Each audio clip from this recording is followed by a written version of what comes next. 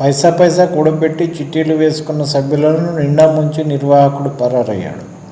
ఏకంగా 100 కోట్లకు పైగా సొమ్ము చెల్లించకుండా ఉడాయించాడు. బాధితుల కథనం ప్రకారం వివరాలు ఇలా ఉన్నాయి. అనంతపురం జిల్లా యాడికి మండలం చందన లక్ష్మీంపల్లి గ్రామానికి చెందిన పుల్లయ్య భూలక్ష్మి దంపతులు 18 సంవత్సరాల కిందట నగరానికి రాగా ప్రస్తుతం బీకేగూడ రవీంద్రనగర్ కాలనీ సమీపాన సీ-టైప్ కాలనీలో నివాసం ఉంటున్నారు. చదువు లేకపోవడంతో పుల్లయ్య కొన్ని నెలలు అడ్డా కూలీగా పనిచేశాడు. స్థానికులతో పరిచయాలు పెంచుకొని కూలి పని మానేసి 10 సంవత్సరాలుగా చిట్టీల వ్యాపారాన్ని నిర్వహిస్తున్నాడు. 5 లక్షల నుంచి 50 లక్షల వరకు చిట్టీలను నిర్వహించేవాడు. తొలుత గుడిసెలో నివాసం ఉన్న పుల్లయ్య కొద్ది కాలంలోనే కోటీశ్వరుడుగా మారాడు. పెద్ద భవంతి కట్టాడు. చిట్టీలు పాడుకున్న వారికి డబ్బులు ఇవ్వకుండా అధిక వడ్డీ ఆశ చూపి తన వద్దే ఉంచుకునేవాడు. మళ్ళీ అదే సభ్యులతో చిట్టీలు వేయించేవాడు. దీంతో పాటు తెలిసిన వారి వద్ద వడ్డీకి కోట్ల రూపాయలు అప్పుగా తీసుకున్నాడు. సుమారు 2000 మంది చందాదారులు అతడి వద్ద చిట్టీలు వేశారు. చిట్టీలు కట్టిన వారికి ఫిబ్రవరి నెల 23 నుంచి 26వ తేదీలోపు డబ్బులు ఇస్తానని చెప్పిన పుల్లయ్య ఫిబ్రవరి 21నే కుటుంబ సభ్యులతో కలిసి పరారయ్యాడు. వారు తమ సెల్ ఫోన్లను స్విచ్ ఆఫ్ చేశారు. బుధవారం మధ్యాహ్నం వరకు దాదాపు 700 మంది బాధితులు అతడి నివాసం వద్దకు చేరుకొని పరస్పరం గోడు వెళ్ళబోసుకున్నారు. కొందరు మహిళలు కన్నీరు పెట్టుకున్నారు.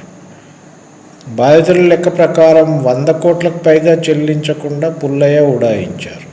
ఇంకా చాలామంది బాధితులు ఉండడంతో ఈ మొత్తం మరింత పెరిగే అవకాశం ఉంది. పుల్లయ్య ఇంట్లో నగదు లెక్క పెట్టేందుకు 5 యంత్రాలు కూడా ఉన్నాయని బాధితులు తెలిపారు.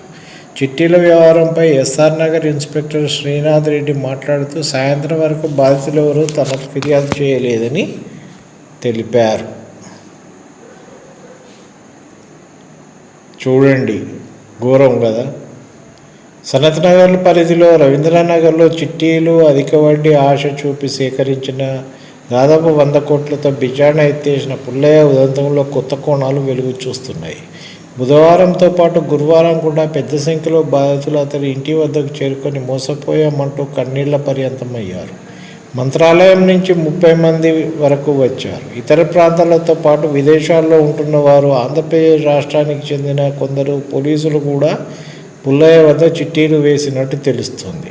పిల్లల పెళ్లిళ్ళు, చదువులు, ఇళ్ల నిర్మాణం ఇలా వివిధ అవసరాలకు డబ్బు చేతికి అందుతుందని అనుకునే లోపే అతడు టోపీ పెట్టడంతో బాధితులు గగ్గోలు పెడుతున్నారు. సుమారు 100 మంది నగర సిసిఎస్ పోలీసులను ఆశ్రయించారు.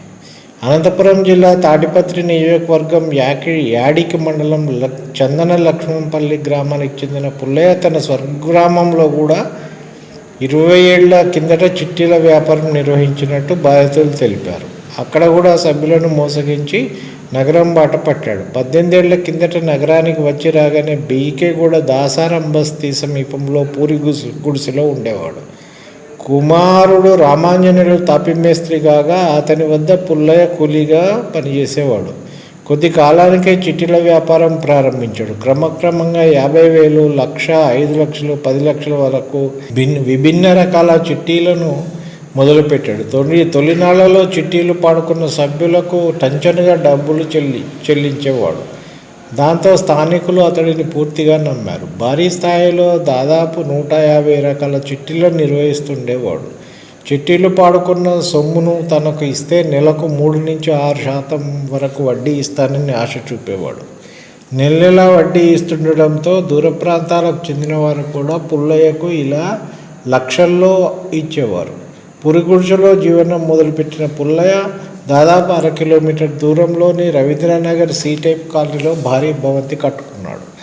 అందులో డూప్లెక్స్ భాగాన్ని తన నివాసం కోసం ఉంచుకొని మిగిలిన అంతస్తుల్లోని గదులను అద్దెకిచ్చాడు. ఫార్చ్యూనర్ కారు, ఇతర వాహనాలు కూడా ఇతడికి ఉన్నాయి. ఏపీలోని గుత్తిలో కూడా భారీ భవంతిని నిర్మించాడు. తన గుడిసె బాగా అచ్చివచ్చిందని పుల్లయ్య దానిని అలాగే ఉంచుకున్నాడు. చిట్టీల లావాదేవీల కోసం ఆధునిక హంగులతో కార్యాలయాన్ని ఏర్పాటు చేసుకున్నప్పటికీ రోజు గుడిసెలోనే నిద్రించేవాడని సనత్ నగర్కు చెందిన అతని సన్నిహితులు తెలిపారు. చిట్టీలు పాడుకున్న వారికి, అప్పులు ఇచ్చిన వారికి ఫిబ్రవరి 23 నుంచి డబ్బులు ఇస్తానని చెప్పి 21నే కుటుంబంతో ఉడాయించాడో చూడండి. ఘోరం పరిస్థితులు.